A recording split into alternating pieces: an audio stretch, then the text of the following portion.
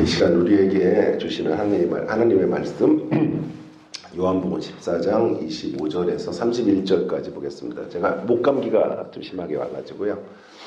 목소리 상태가 좀 좋지 않은데요. 죄송합니다. 요한복음 14장 25절 말씀에서 31절까지 함께 교독하도록 하겠습니다. 제가 먼저 25절을 읽습니다. 내가 아직 너희와 함께 있어서 이 말을 너희에게 하였거니와 보혜사 곧 아버지께서 내 이름으로 보내실 성령이여 그가 너희에게 모든 것을 가르치고 내가 너희에게 말한 모든 것을 생각나게 하리라.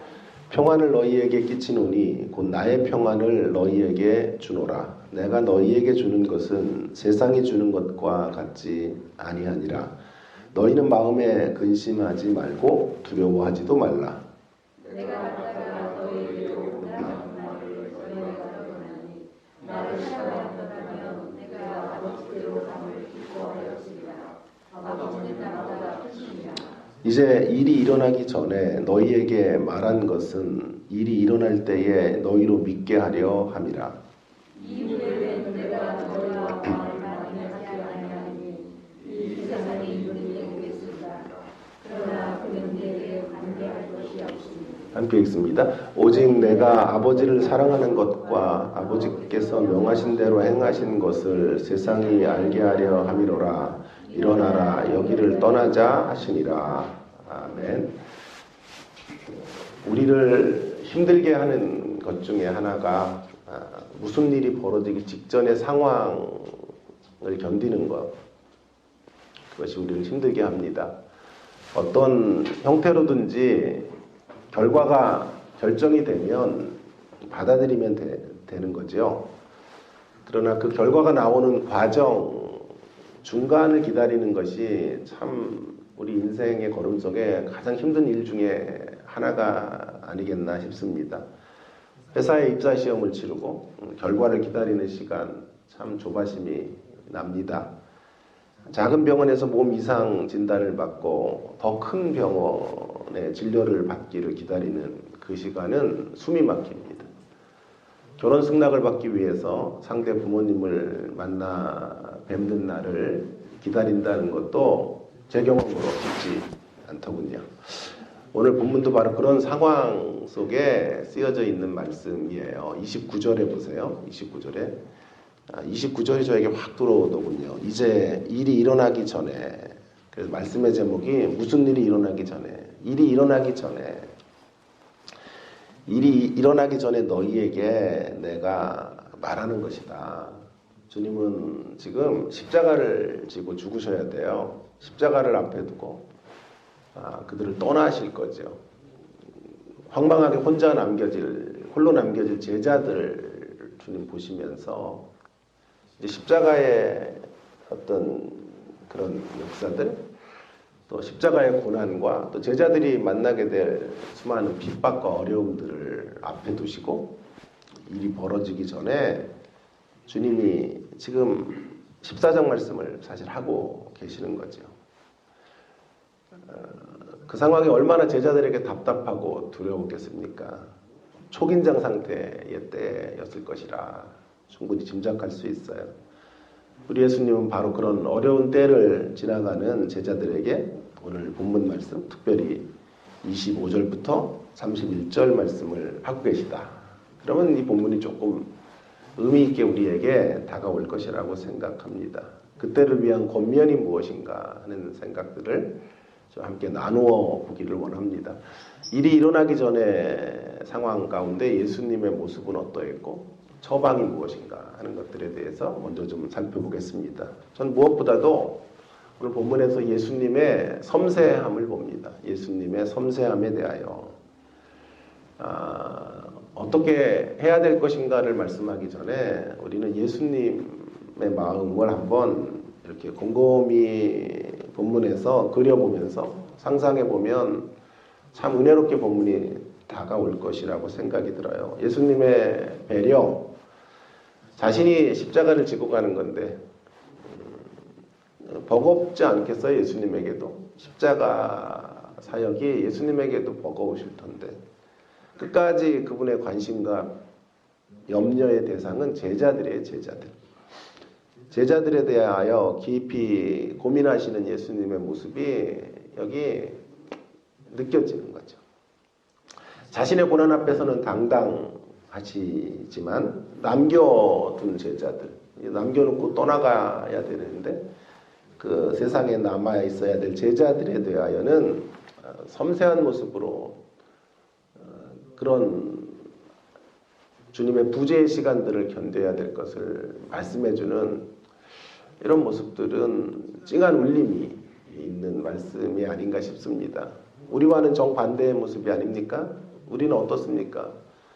늘 우리 자신들이 직면해야 되는 아픔과 고통에 대해서는 십자가의 현실에 대해서는 너무도 예민하면서도 상대의 아픔과 상황에 대해서는 무덤덤하고 냉담하기까지 하지 않나요? 인간은 사실은 다 이기적이에요. 뼛속 깊이 자기 중심적 삶으로 치달아 가죠. 요람에서 무덤까지 자기 자아 돌보다가 자기 자아 사랑하기 그 걸음으로만 걸어가는 인생의 모습들을 봅니다. 얼마나 이런 예들이 많아요. 아내가 접시를 깨면 남편은 아니 살림을 그렇게 오래 한 사람이 그래 접시를 깨냐고 타박을 합니다. 그러다가 남편이 또 접시를 깨면 뭐라 그래요? 아니 왜 접시를 이렇게 깨지기 좋은 자리에 놔뒀냐고 소리를 치죠. 인간의 모습이 늘 언제나 자기를 중심으로 해석하죠. 수업을 하는데 핸드폰이 울리는 거예요. 학생 핸드폰이요. 그래가지고 제가 야단을 좀 했죠. 아니 도대체 수업에 태도가 틀렸다. 핸드폰을 끄고 들어오든지 무음으로 해야지. 그게 뭐냐. 그런데 내 핸드폰이 그때 울리는 거예요. 그래가지고 제가 그때부터 제 철칙이 있어요. 수업에서 스마트폰 한 번은 받기. 한 번만 받기. 두 번은 받지 말자. 한 번만 받고 짧게 끊기. 이렇게 해가지고 재미가 없을 줄 알았어요. 자, 그래서 늘 자기를 중심으로 상대가 무례하다는 것도 다 자기를 중심으로 이야기하고 자기중심적 시각으로 남을 질타하고 있는 우리들의 모습들을 우리가 보게 됩니다. 이것이 타락한 인생의 본성이다라고 말할 수 있어요. 정반대의 모습으로 서 계신 예수님, 이런 예수님의 모습이 참 너무 낯설고 생소하지요. 근데 이게 우리 예수님의 모습이에요. 주님은 늘 역지사지하시고 우리 편에서 그의 자녀들이 어떤 대목에서 힘들어하시는지를 만져주시는 분. 십자가의 무게가 사실은 예수님에게도 힘드셨을 텐데 예수님은 지금 나는 나에 대한 걱정이 아니라 너희들을 걱정한다 라고 염려하시고 앞으로 일어날 일 앞에서 근심과 걱정과 두려움과 상심의 모습들로 서 있을 제자들의 상태들을 안타까워하시며 그 제자들이 어디로 가야 할지를 지금 이렇게 상세하게 말씀해주고 계시는 거죠. 여러분, 이 주님 앞에 우리의 모든 것 올려드리면 되겠습니다. 우리의 감정에 가느다란 어떤 선마저도 그분 앞에 올려드릴 수 있다면 그분은 우리를 마치 따스한 봄날의 햇살처럼 우리를 안아주실 것이고 우리를 품어주실 것이라고 믿습니다. 아니 더 나아가서 우리가 주님의 섬세한 위로를 받는 정도가 아니라 그 주님의 섬세한 성품을 우리도 만들어가야 되겠습니다. 그분의 모습을 그대로 본받는 사람들이 되었으면 좋겠습니다. 그 모습을 본받은 사도 바울의 모습을 좀 한 구절 좀 들여다보면 좋겠는데요. 고린도 후서로 한번 가볼까요? 고린도 후서 11장 말씀에 한번 가보십시다. 11장 23절부터 28절까지 한번 제가 읽어보겠습니다. 그들이 그리스도의 일꾼이냐 정신없는 말을 하거니와 나는 더욱 그러하도다. 내가 수고를 넘치도록 하고 옥에 갇히기도 하고 옥에 갇히기도 더 많이 하고 매도 수없이 맞고 여러 번 죽을 뻔하였으니 유대인에게 40에 하나 가만매를 5번 맞았으며 3번 태장으로 맞고 1번 돌로 맞고 3번 파손하고 일주일을 깊은 바다에서 지냈으며 여러 번 여행하면서 강의 위험과 강도의 위험과 동족의 위험과 이방인의 위험과 시내의 위험과 광야의 위험과 바다의 위험과 거짓 형제 중의 위험을 당하고 또 수고하며 애쓰고 여러 번 자지 못하고 줄이며 목마르고 여러 번 굶고 춥고 헐벗었노라. 28절이 저에게 좀 깊은 감동이 됐어요. 이외의 일은 고사하고 아직도 날마다 내 속에 눌리는 일이 있으니 곧 모든 교회를 위하여 염려하는 것이라. 여러분, 예수님을 본받은 바울의 모습이 아닙니까? 자신이 사역의 길을 걸어가면서 당하는 모진 고난, 또 앞으로 직면하게 될 그런 고통에는 그다지 관심이 없어요. 사도 바울은. 사도 바울의 온통 관심은 교회예요. 교회. 교회가 어떻게 될까? 교회를 향한 염려. 그 염려가 가장 큰 고통거리이다 라고 말하고 있는 사도 바울의 모습을 우리는 보게 되는 것이죠. 우리도 예수님을 본받은 바울처럼 예수님을 본받는 사람들이 되십시다. 무엇보다도 내 미래에 대하여는 강철 같은 담대함으로 서 계시고 상대의 앞날과 미래에 대하여는 섬세한 배려와 긍휼의 모습으로 긍휼을 베푸는 우리의 모습으로 서 있게 되기를 주의 이름으로 부탁을 드립니다. 자, 처방. 그러면 일이 일어나기 전에 우리 어떤 모습으로 서 있어야 되는가? 2가지 처방을 먼저 말해보려고 하는데요. 첫째로는요, 보혜사 성령으로 인한 말씀의 인도하심을 잘 따라가며 벌어질 일 앞에 서 있어야 된다라고 말할 수 있겠는데요. 오늘 25절과 26절에 그런 말씀을 우리 가운데 하고 있죠. 25절, 26절을 한번 같이 읽어보겠습니다. 시작. 25절, 26절 여러분이 한번 읽어주세요. 시작.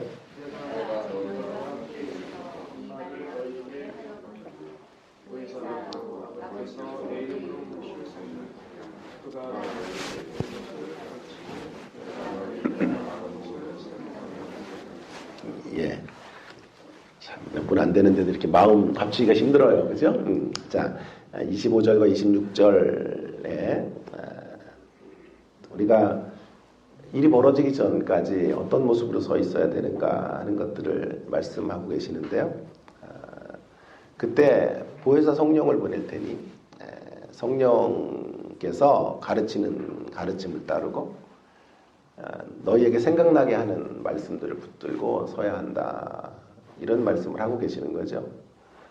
그래서 내가 너희에게 말한 모든 것을 생각나게 할 것이다. 이렇게 말씀해주고 계시는 거죠. 여러분, 요한복음에서 성령님, 지난 시간에도 우리가 살펴보았지만 성령은 17절에 보세요. 진리의 영이시죠. 그리고 오늘 다시 성령의 가장 중요한 사역 가운데 하나가 가르치시는 것이고, 예수님이 가르치신 것들을 다시 가르치시고 생각나게 하시는 거예요.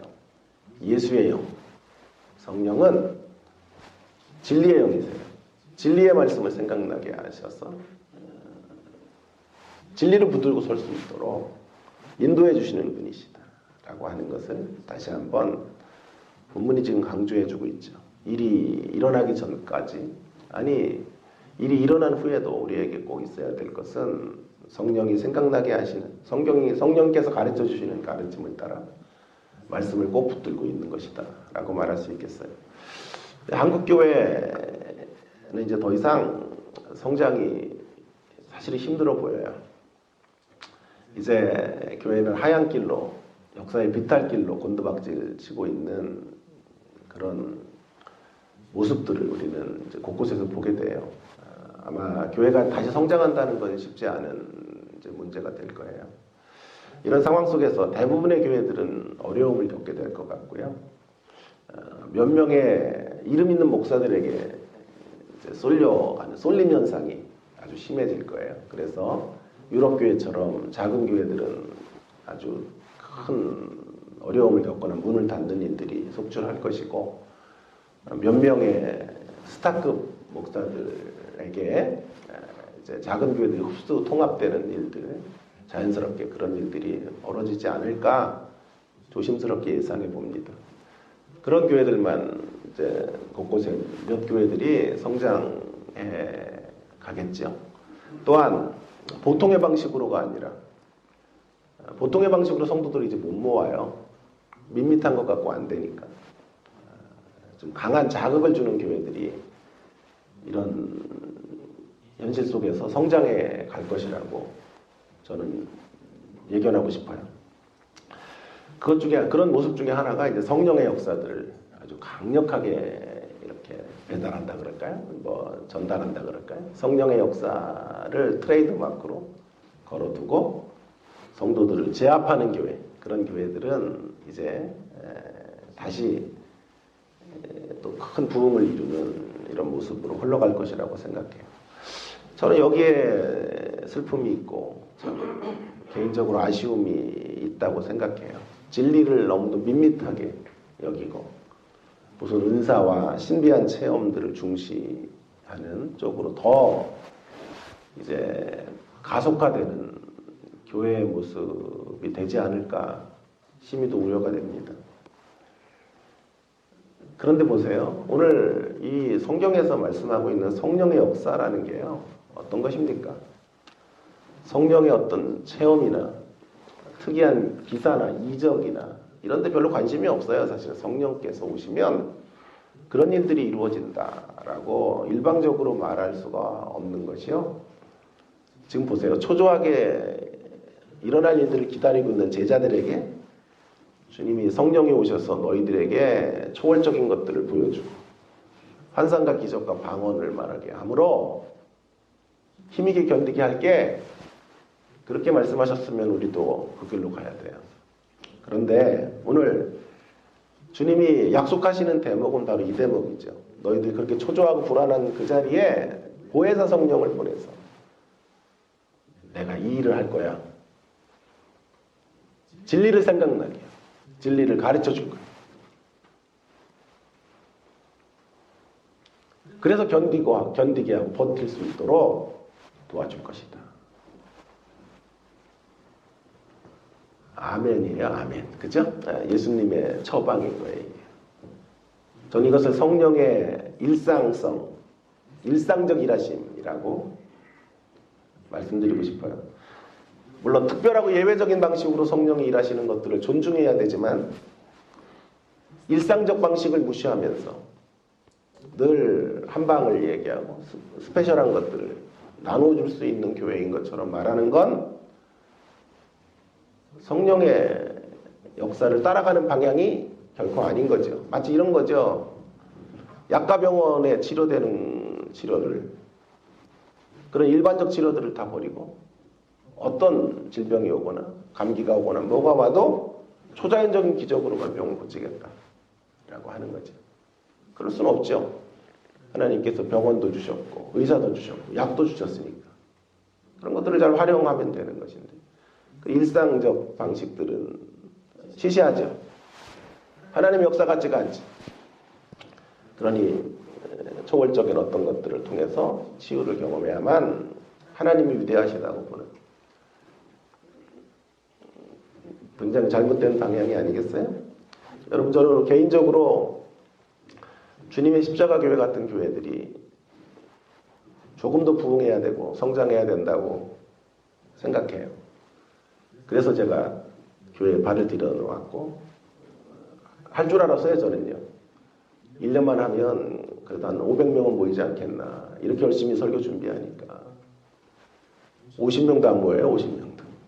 그래서 참 이게 힘들구나 하는 것들을 제가 뼈저리게 느끼고 설교를 가지고 되는 문제도 아니구나 이런 생각들도 하게 되면서 다시 나도 그럼 한 방 주겠다 이렇게 가야 되나, 은사 가야 되는가. 저 순복음교 출신이기 때문에 너무 그런 기질적으로 그런 게 또 제 안에 많아요. 너무 거기서 폐단들을 많이 봐서 장로교를 건너오고 장로교 신학을 해서 이렇게 온 건데 효과는 그게 훨씬 더 센 것 같아요. 여러분, 앞으로 이 열광적 성령의 사역을 이제 어떤 교회의 표지로 걸고 교회의 어떤 트레이드 마크로 걸고 광란에 춤을 추는 교회들만 어쩌면 살아남을지 모르겠어요. 그 가운데서 진리의 영이신 그 성령의 역사로 부흥하는 교회의 모습을 우리가 보였으면 좋겠습니다. 조금 더 분발하시고 이 역사 가운데 쓰여지고 한국교회의 대안이 되는 그런 교회로 주님의 십자가 교회가 사용되어지기를 간절히 바라봅니다. 진리의 영이 주가 돼야 되고요.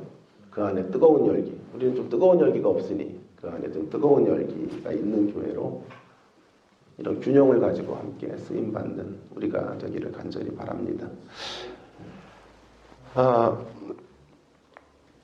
여러분, 이거 첫 번째 주님이 처방이고 두 번째 처방은요.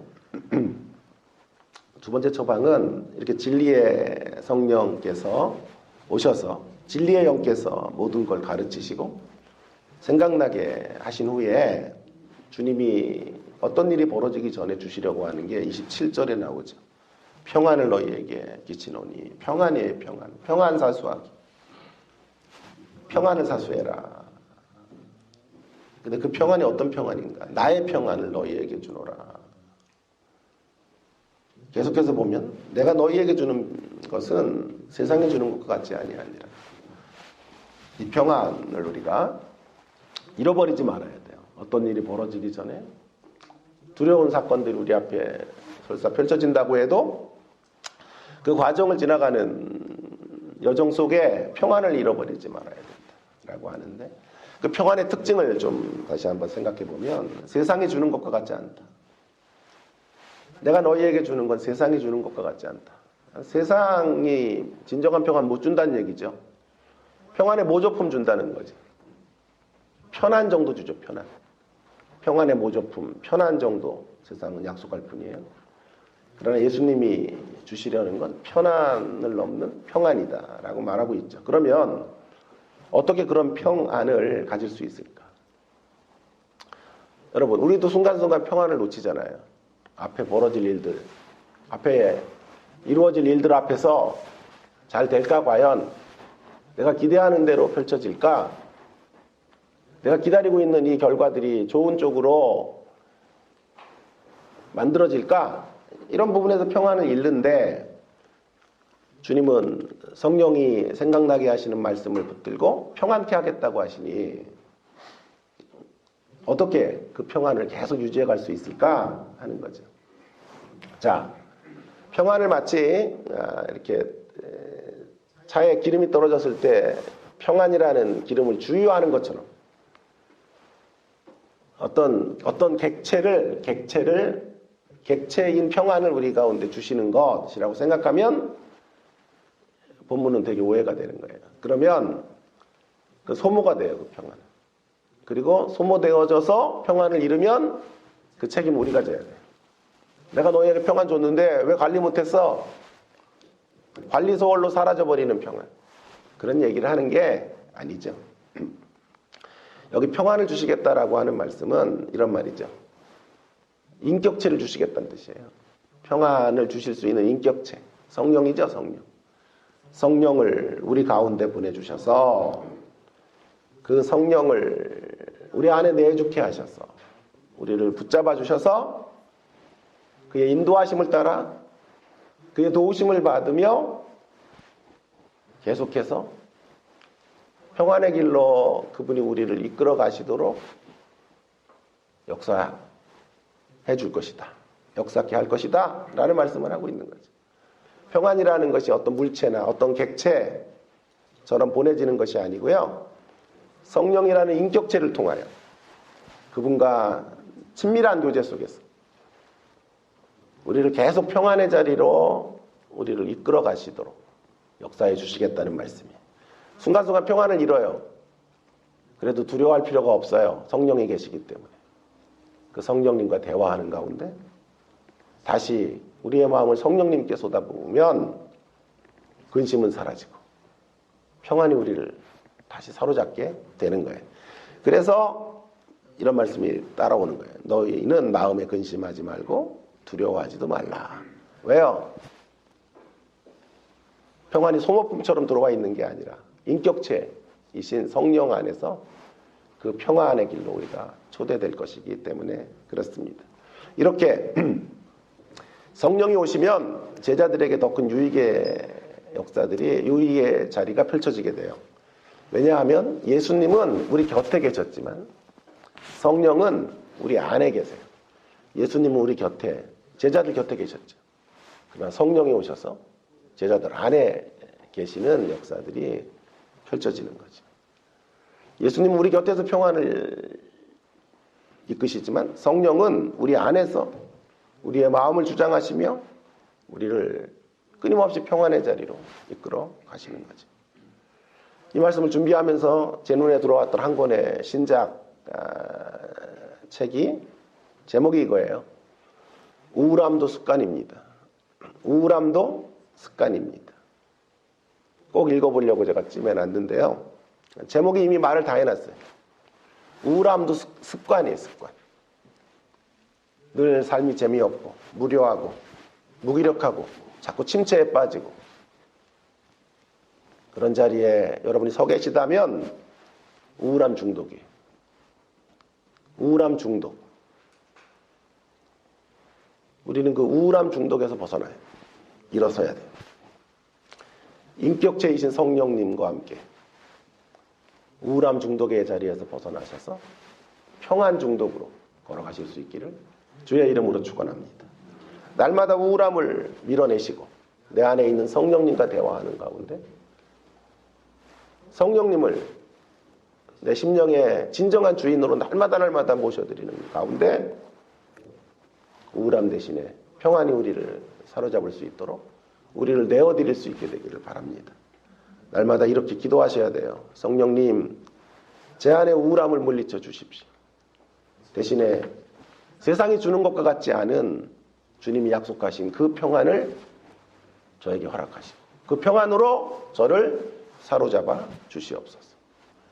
그 평안에 중독되어 살아갈 수 있도록 은혜 베풀어 주시옵소서. 그리하여 삶에 어떠한 일들이 벌어진다고 해도 이 평안을 빼앗기지 않도록, 이 평안을 사수할 수 있도록 함께하여 주시옵소서. 이런 기도 날마다 여러분 들으실 수 있기를 간절히 바랍니다. 자, 이제 마무리 좀 하면서 일이 벌어진 후에는 어떻게 될까요? 일이 일어날 때,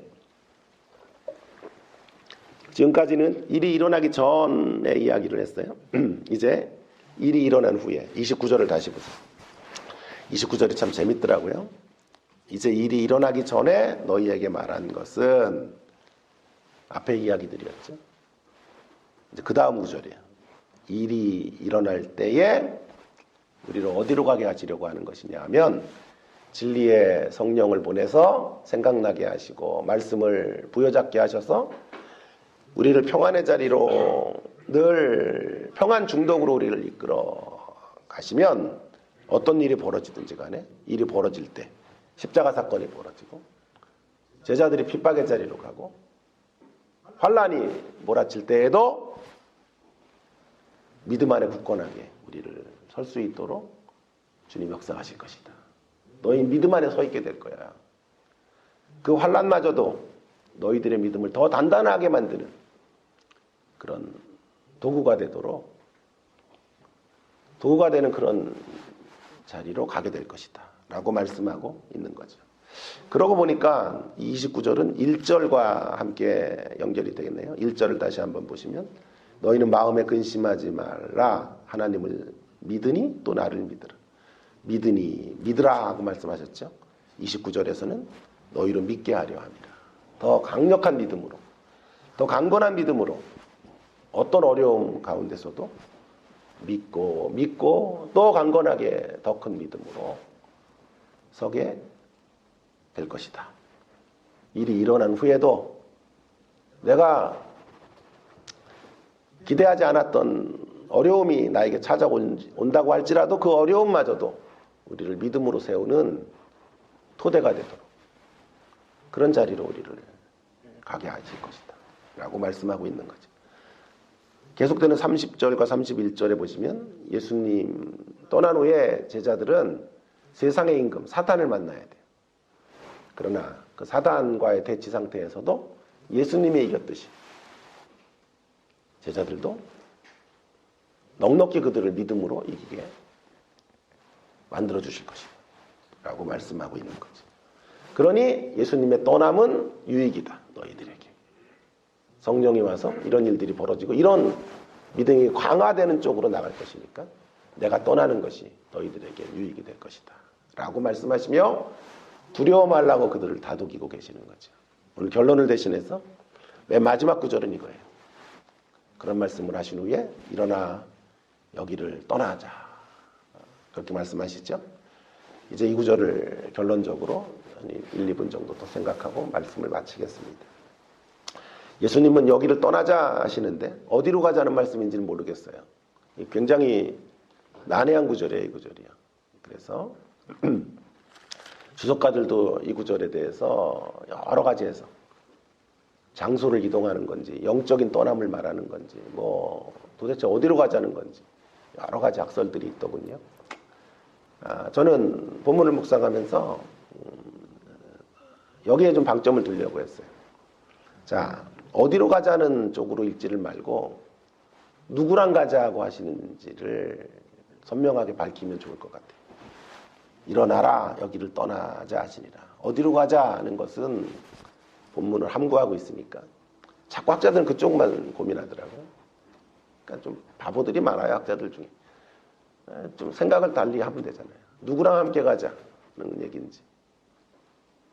그렇게 해서 한번 들여다보세요. 누구랑 함께 가자는 뜻일까요?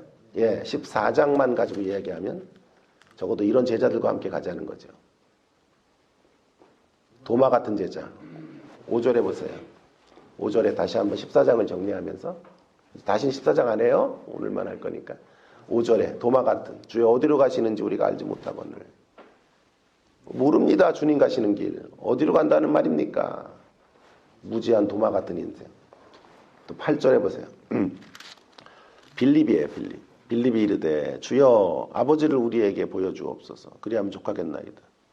예수님 책망하시죠. 야, 내가 그렇게 너희들과 함께 있었는데 나를 본 자 아버지 봤는데 뭐 아버지 보여달래.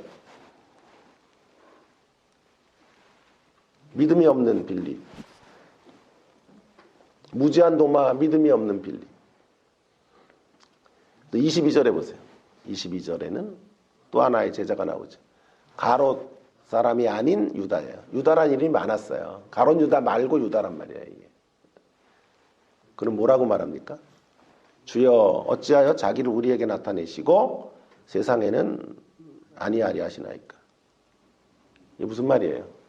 아니 왜 사람들 앞에 공개적으로 좀 메시아임을 이렇게 짠하고 보여주시지 않냐고. 우리 가운데 말씀만 하지 말고 세상에 좀 나가서 세상 사람들에게 내가 메시아라고 왜 공개적으로 선포하지 않고 이렇게 답답하게 행보를 하세요. 그런 얘기를 하는 거예요. 못마땅한 유다. 가롯 사람이 아닌 유다. 같은 인생에게 말씀하는 거예요. 그들에게 뭐라고 말씀하시는 거예요? 일어나라. 여기를 떠나자.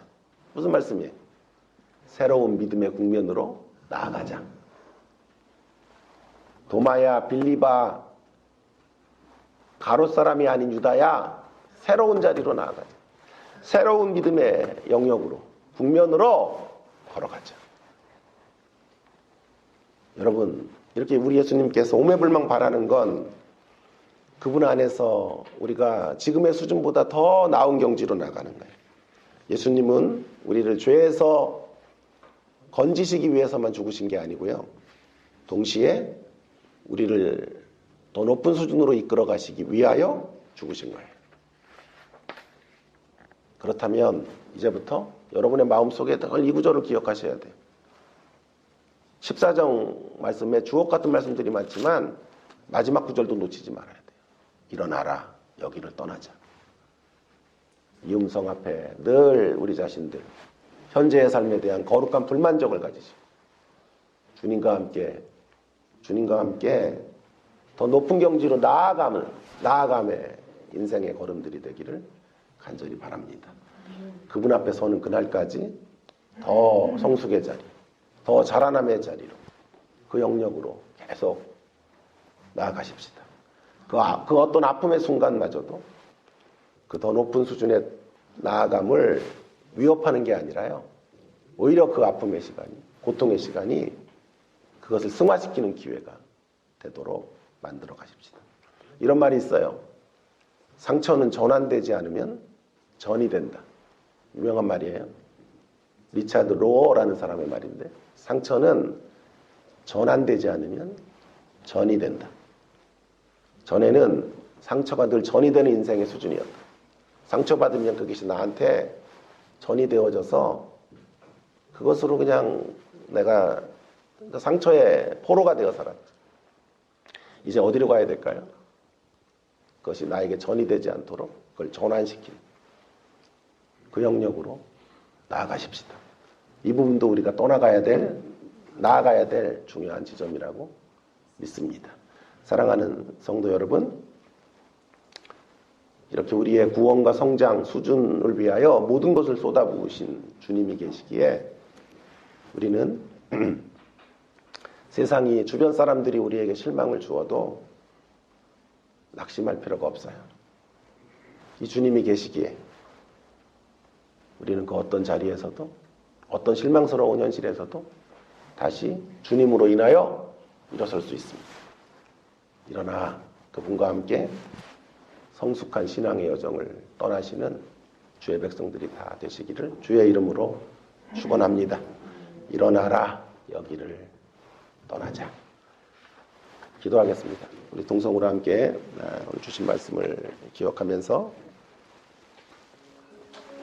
한 1분 같이 기도하고 제가 마무리 기도하겠습니다. 오늘 주신 말씀 기억하면서 일이 일어나기 전에 성령님 생각나게 하시는 성령님의 지도와 인도하심을 따라 말씀을 붙잡고 진리를 붙잡고 평안을 사수하고 어떠한 현실을 만나도 강건한 믿음으로 서서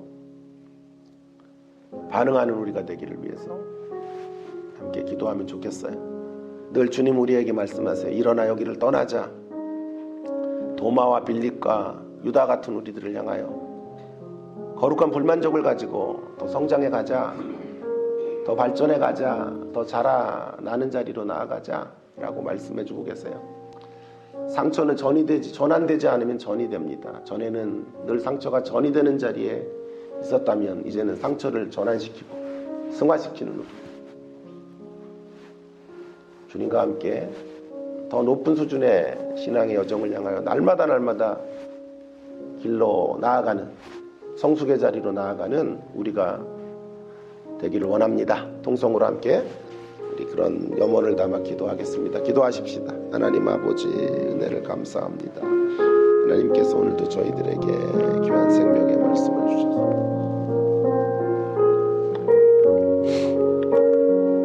이 말씀 가운데서 우리에게 말씀해 주시고 하나님 아버지 늘 어떤 상황 앞에서든지 어떤 두려운 현실을 기다릴 때에도 아버지 하나님 늘 성령님 안에 진리의 영이신 성령님 안에서 진리의 말씀을 붙잡고 무엇보다도 평안을 놓치지 않으며 하나님 아버지 끝까지 믿음의 길을 걷는 저희들 되어지기를 간절히 원합니다. 일어나라 여기를 떠나자라고 말씀하시고 제자들을 초대하시는 주님 이 음성을 우리도 듣고 우리의 삶에 대한 거룩한 불만족을 가지고 주님 원하시는 더 높은 수준 더 성숙의 자리로 나아갈 수 있는 주의 자녀들이 다 될 수 있도록 함께하여 주시옵소서. 기쁨의 부활에 주님을 만나는 예배 되도록 은혜를 베풀어 주시옵소서. 함께하여 주시옵소서.